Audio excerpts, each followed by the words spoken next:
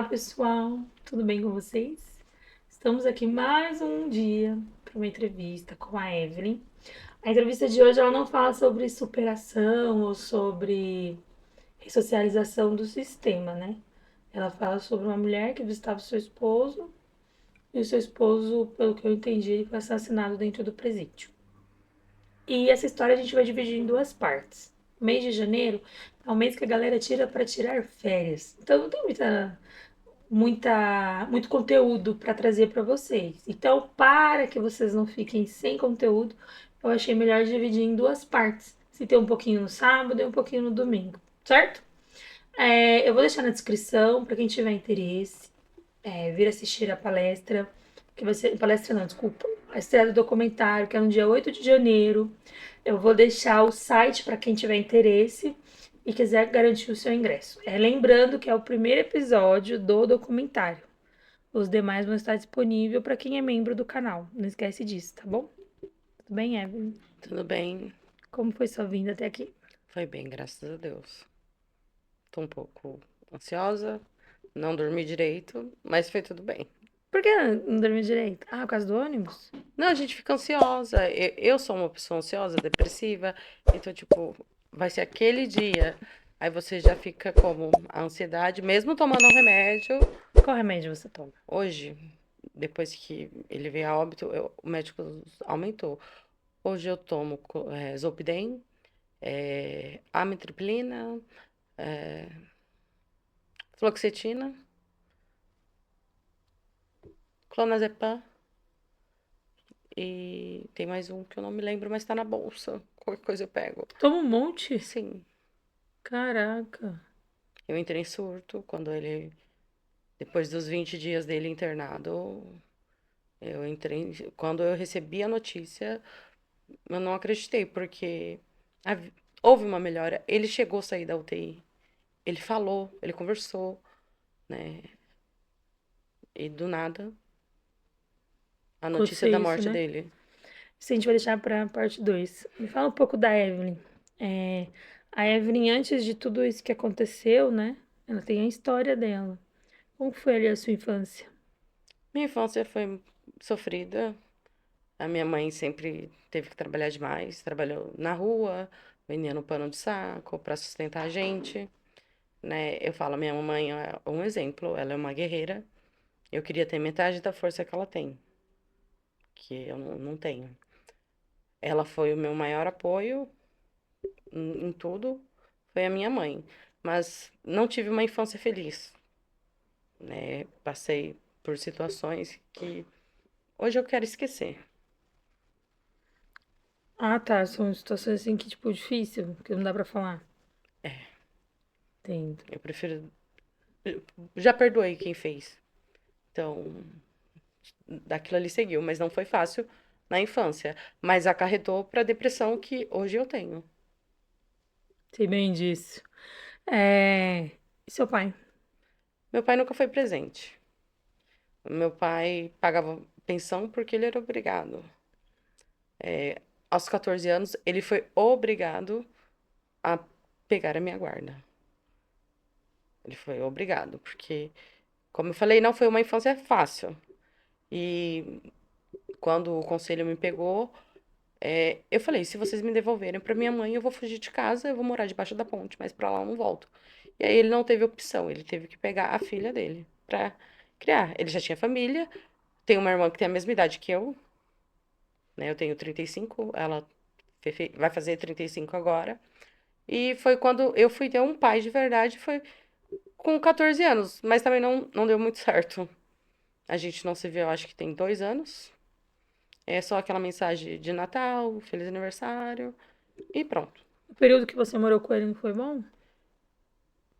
Foi, sim, que tive minhas irmãs, minha avó, a ex-mulher dele, que eu amo muito, mas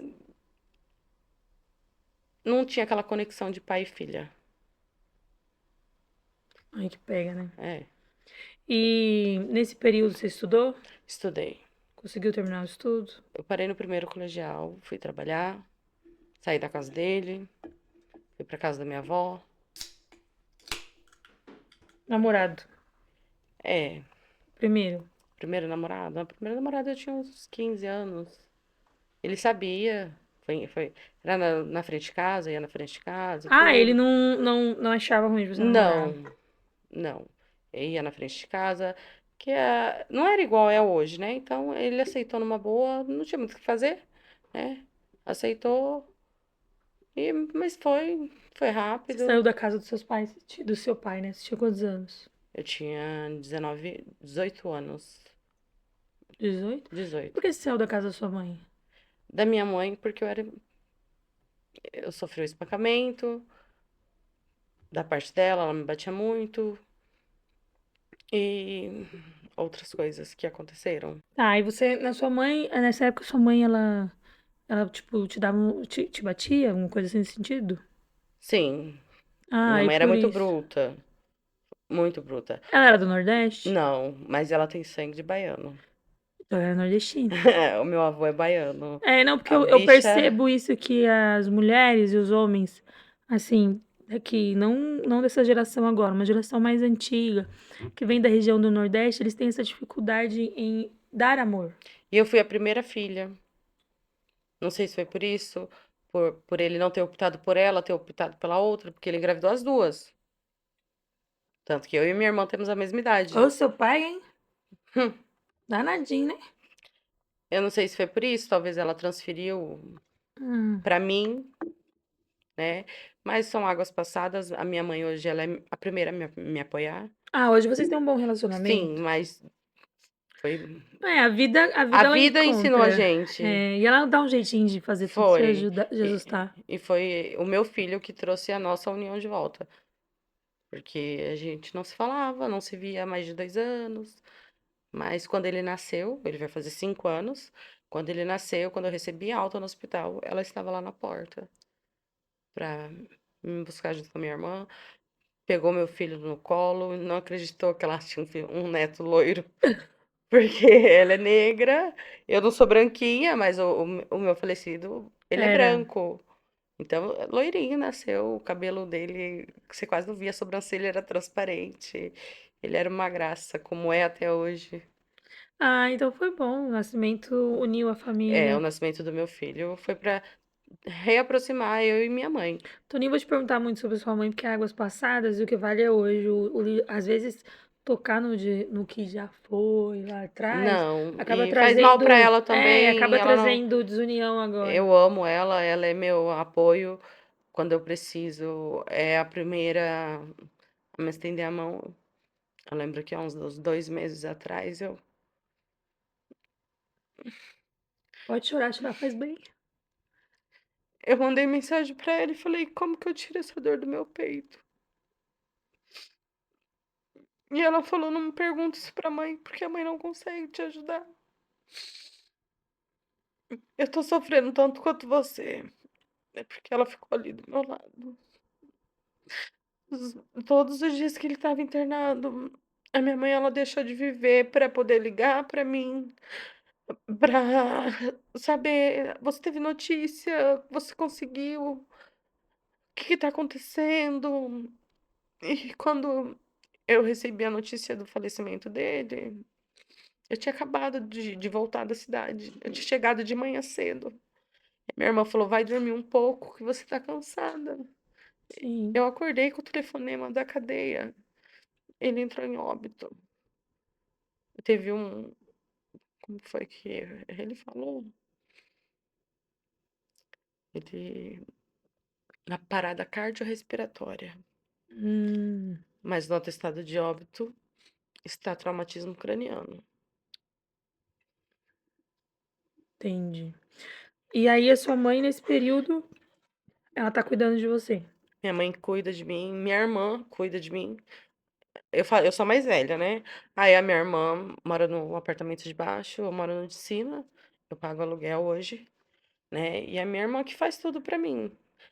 Agora eu estou melhorando aos poucos. Vou mensalmente ao psiquiatra, né? Então eu estou conseguindo voltar aos poucos a ter uma rotina, porque foram 2 meses em cima de uma cama, desejando sua morte. Eu não queria mais viver. porque ele me dava força. Ah, mas como se apaixonar por um preso? Como que... É diferente. Ele me tratava. Não é, ai, todo preso é assim, não. Meu marido, ele. A hora que ele me via na gaiola, o sorriso dele vinha aqui, ó. Ele falava, você é a mulher mais linda do mundo. E eu me olhava no espelho, eu sabia que eu não era. Mas pra ele, eu era. Pra ele, eu dei uma família, dei 2 filhos. Que ele era completamente apaixonado pelos filhos. Ele morreu querendo ver os filhos. Ele morreu querendo comer minha comida. Que já tinha 2 meses que a gente não se via. Que ele estava no castigo, eu estava trabalhando. Então, assim, foi muita dificuldade. Ontem, a minha filha, eu chamei ela, eu vi que ela não estava bem, ela estava na cama. E eu falei, o que que foi? Por que você está chorando? Ela tem 12 anos. Ela só falou, eu quero meu pai. E como que você vai fazer? Eu, eu acho que foi o dia que eu tive mais força, foi ontem. Segurei nas 2 mãos dela e falei, filha, o pai não volta mais. Mas a mãe tá aqui, como ela sempre esteve. Tá? E sempre vai estar. E ele deixou o Arthur pra gente. Que meu filho é a cópia do meu marido. Eu vou te mostrar meu marido e vou te mostrar meu filho. É, como foi minha sogra falou, eu não tenho um útero, eu tenho uma copiadora. E nem ela falou assim, obrigado por me dar um neto, que é a cara do meu filho. Porque ele era o único filho homem. E ela é só o Arthur de homem. Então, assim, ele é cagado e cuspido ao pai dele. Ele tinha o cabelo grande, o cabelo dele vinha na bunda, todo cacheado, um anjinho. E aí, quando o meu esposo faleceu, ela pediu pra cortar o cabelo dele. E Por eu quê? deixei. Porque ele ficou mais parecido ainda com a cara do pai. Tá lá o cabelinho Ah, dele tá. todo guardado. Mas eu deixei ela cortar, levar no cabeleireiro, cortar, aí ele tá com o cabelo curtinho. E muita gente confundia ele, né? A pessoa não olha pro rosto, olha só pro cabelo. Ai, que linda! Eu falei, você já olhou pra cara dele? A pessoa fica sem graça, porque a pessoa não olha pro rosto, a pessoa só olha ali pro cabelo, viu o cabelo cacheado, amarrado. Ah, Uhum. é uma menina. Não, porque tá com a roupa do Batman e não olhou pro rosto. Só o cabelo grande identifica o É, gênero? aí eu falei assim, tá bom. Chorei muito quando cortou o cabelo dele, que eu era apegada no cabelo dele, nos cachos dele. Muito apegada. Mas eu falei, eu vou fazer o gosto, né? Porque eu não. Eu sei da minha dor de perder um marido, mas a dor dela de perder um filho, eu não sei qual que é essa dor. Não sei se um dia ela vai passar.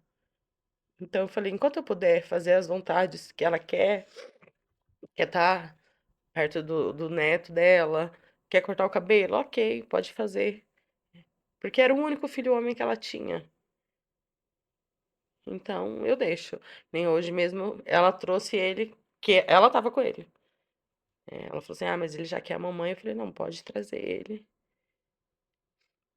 Ele fica lá com ela também? Fica. Ele ama a avó dele, apaixonada. Ah, isso é bom, pelo menos você tem uma rede de apoio. Voltando lá atrás, antes de entrar no assunto do seu marido, com 19 anos você saiu de casa e você foi trabalhar. Eu saí da casa do meu pai, já estava trabalhando, né? E aí eu fiquei morando com a minha avó, que foi sempre o sonho que eu tive da minha infância, era morar com a minha avó. E quando você conheceu o seu marido nesse período? Foi nesse período que aí eu. Não, foi depois da morte da minha avó. Né, que tem 14 anos que a minha avó morreu, minha filha tem 12 anos. Aí em 2014 ele foi preso novamente. Não, mas você conheceu ele antes de ser preso ou E depois? antes, Antes então, mas você conheceu ele quando? através de uma amiga. Ah, tá. E aí a gente se conheceu, um gostou do outro. Pois eu conheci o traste do pai do meu filho na cadeia. Ai, meu Deus. Sei lá da minha casa, lá onde Jutas bateu as botas, pra ir lá onde Jutas bateu as botas mais ainda pra conhecer ele. Não, não pra conhecer ele, eu fui lá fazer outra coisa e acabei conhecendo ele, né? Ai, te contar, viu? Pelo amor de Deus, o que eu falei, conhecer ele aonde? Porque antigamente era muito comum, né? Mas até hoje Hoje é mais rigoroso a entrada, não é? Ah, mas e Porque aquele preso antigamente que não. não tem visita? Antigamente chegava com seu RG lá, oi, vem visitar fulano. Ah, entra aqui, bem-vinda. Que nem eu tenho Isso que eu tô te falando é 20 anos atrás, eu tá? tenho um grande amigo que sentiu muito a morte do meu marido. E há 3 meses ele arrumou uma mulher. Depois de 20 anos preso. 20 anos preso? Ele tá desde 2024, ou 2004 preso. E agora, no final do ano, ele arrumou uma pessoa, uma mulher evangélica, super do bem, E arrumou como? através de uma amiga que visita no mesmo lugar. Aí ela me ligou, falou: Olha, eu sou esposa do fulano, não sei o quê. Eu falei: Ah, fiquei feliz, porque eu gosto muito dele, né? Ele me manda recado até hoje. Mas 20 anos preso. 20 anos preso, ele perdeu a mãe, ele não tem mais ninguém, Tirou o pé da cova mesmo.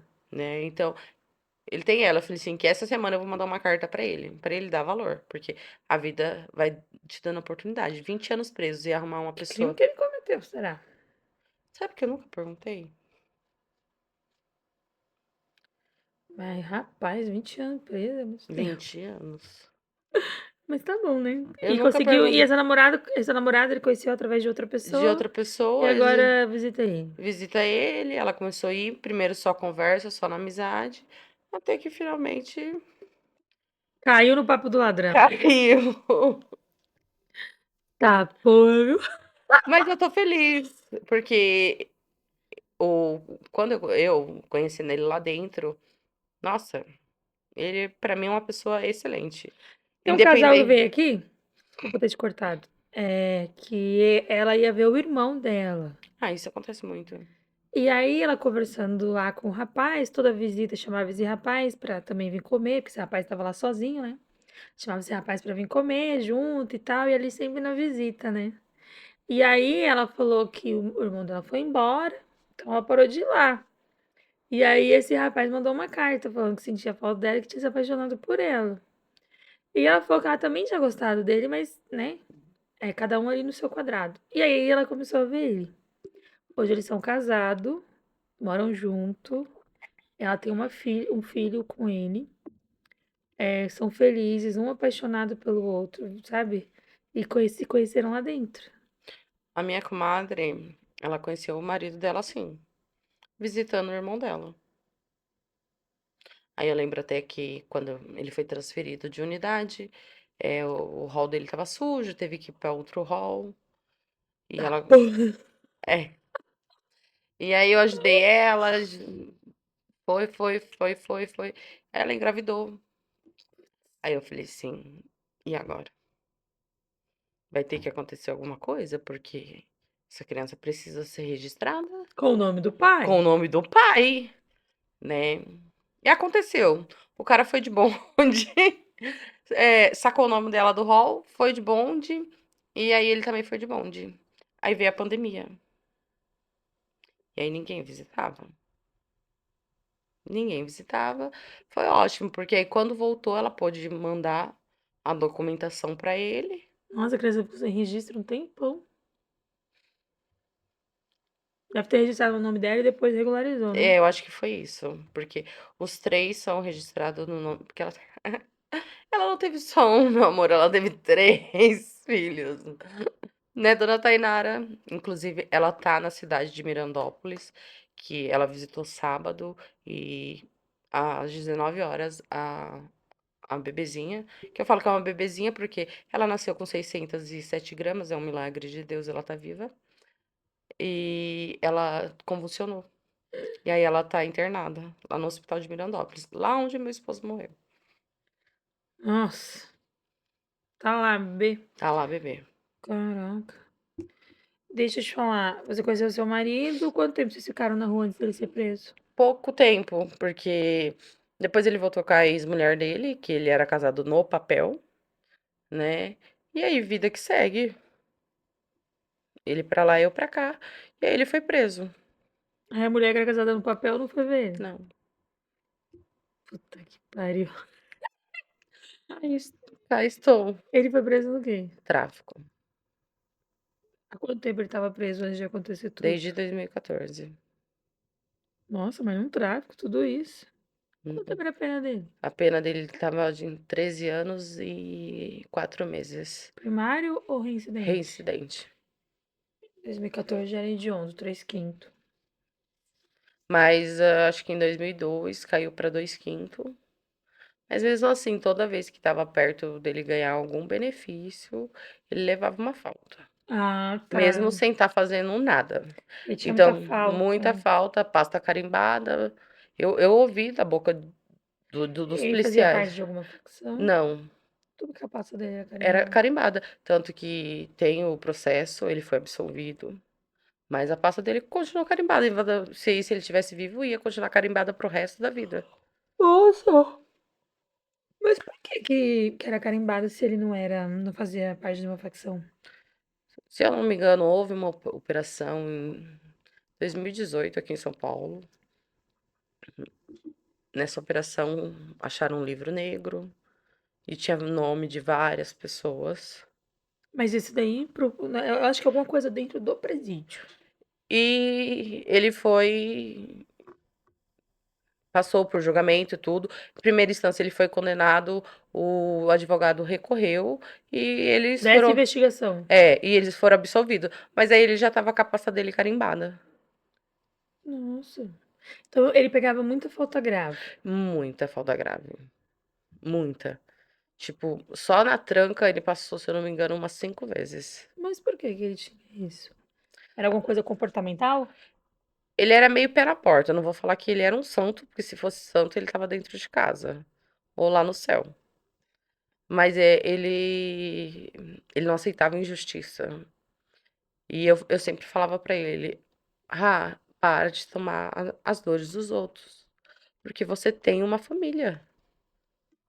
Para de tomar a dor de fulano, de ciclano e bertano.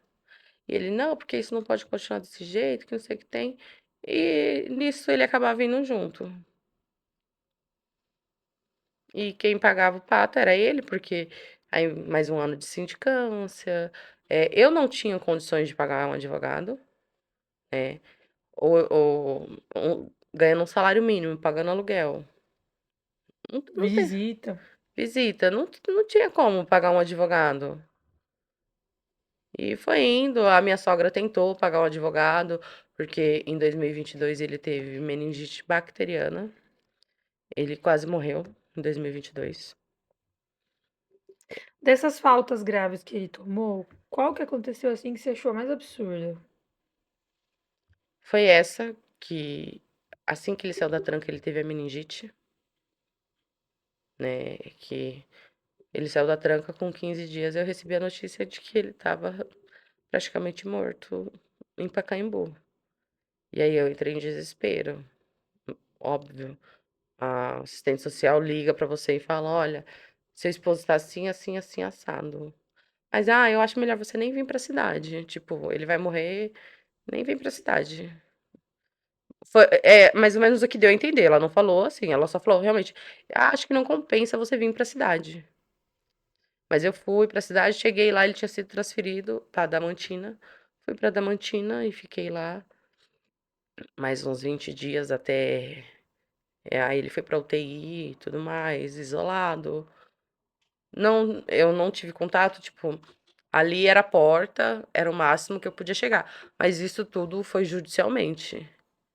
Eu tive que pedir judicialmente, para poder ter visita. E saiu em 24 horas, a juíza assinou. O hospital não podia me impedir de visitá-lo no horário de visita. E eles liberaram. No começo estava muito rígido. Eu cheguei, tinha um batalhão lá dentro, com um monte de fuzil apontado pra minha cara. Eu falei, meu Deus, eu sou parente de quem?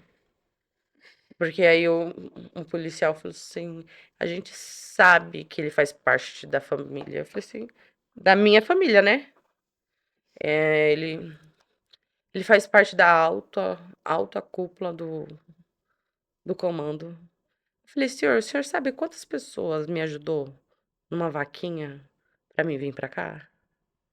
Porque a passagem pra cá é 300 e pouco. O senhor sabe? Porque se o senhor recebe uma ligação agora que a sua esposa está entre a vida e a morte, o senhor ia fazer o quê? Ia sentar lá na sua sala ou o senhor ia fazer de tudo para estar perto dela? E ele?